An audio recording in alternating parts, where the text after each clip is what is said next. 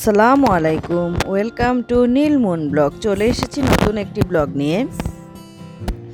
আজ থেকে চিরচেনা সেই জীবনটা আবার শুরু। এই যে সকাল থেকে নেহালের স্কুল, আজ থেকে নেহালের স্কুল খুলেছে, তাই একদম ভোর থেকে ওর জন্য টিফিন, সকালের নাস্তা সব রেডি করে মুনকে নাস্তা খাইয়ে এখন পেঁপে ভাজি করে নিচ্ছি। আমার ঝাল ঝাল পেঁপে ভাজি দিয়ে ভুনা মাংস খেতে খুব ভালো লাগে। আজকের মেনু হচ্ছে এটাই। আজ দেখাবো আপনাদেরকে ঈশ্বরচন্দ্র বিদ্যাসাগরের বংশধরকে। এই যে দেখেন, যখনই পড়তে বসে এদের আবার চেয়ার টেবিল লাগে না, চারপাশে ছড়িয়ে ছিটিয়ে আছে খাতা, বই, পেন্সিল বক্স, পেন্সিল, কলম।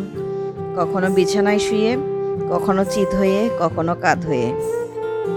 আমি কাঁঠাল বিচি ছিলে নিচ্ছি। কাঁঠাল বিচি ছিলতে গিয়ে আমার হাতের বিচ্ছিরি অবস্থা। কি অবাক লাগে না? ছেলে মেয়েদের জন্য সবই করতে হয়।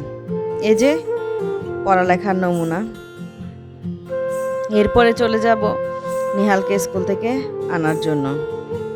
সেই চিরচেনা রাস্তা, সেই চিরচেনা পথ, একই নিয়মে। সুবাহান আল্লাহ, আজ আকাশটা বেশ সুন্দর লাগছে। মুগ্ধ হয়ে দেখছিলাম। আমি যখন একা একা নিহাল মুনকে আনতে স্কুলে যাই, পুরো পথটায় আমি আকাশ দেখতে দেখতে যাই। এত সৌন্দর্য দেখে বুঝি কবিরা আকাশের প্রেমে পড়েছিল। তাই তো বলেছিল, নীল আকাশে কে ভাসালো সাদা মেঘের বেলা। আমার মেয়েও আজকে জার্নিটা বেশ উপভোগ করছে। আমি শুধু আকাশটা দেখছিলাম। আকাশের দিকে তাকিয়ে মনের ভিতরে অনেক কথা জেগে ওঠে। মনের ভিতরের অনেক কিছু বলতে ইচ্ছা করে। পাওয়া না পাওয়া সব কিছু যেন মনের ভিতর কিলবিল করতে থাকে। বলতে পারলেই যেন বাঁচি, কাউকে বলতে ইচ্ছা করে। তাই আনমনে আকাশের দিকে তাকিয়ে বলতেই থাকি। মনে মনে বিড়বিড় করতে করতেই আমার এই রাস্তাটা শেষ হয়। কখনো যাওয়ার পথে ক্লিপ নেই, কখনো আসার পথে ক্লিপ নেই।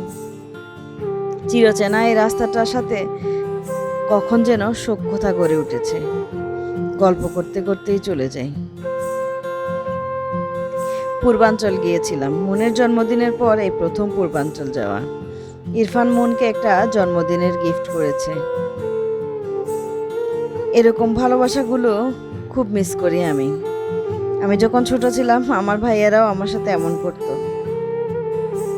এখন আবার শুরু হয়েছে নতুন এক উৎপাত। নতুন উৎপাত কি? এই যে আমার রুমের পাশে বাচ্চাগুলো খেলার আসর বসিয়েছে। ওদের চিৎকার চেঁচামেচির জন্য আমার ঘুমই হয় না। সকালের ক্লান্তিগুলো দুপুরে ভাত খাওয়ার পর শরীরের উপর ভর করে একটু যেন না শুলে নয়। কিন্তু এই বাচ্চাগুলোর চিৎকারের জন্য ঘুম আসে না। তারপরও ওদের শৈশব দুরন্তপনাগুলো দেখতে ভালোই লাগে। মাঝে মাঝে ঘুম বাদ দিয়ে বারান্দায় বসে বসে ওদের শৈশব, ওদের খেলাধুলাগুলো দেখতে থাকি। আর আকাশ তো আমার বরাবরই প্রিয়। এভাবে কেটে যায় আমার দিনগুলো। সবাই ভালো থাকবেন, আমাদের জন্য বেশি বেশি করে দোয়া করবেন।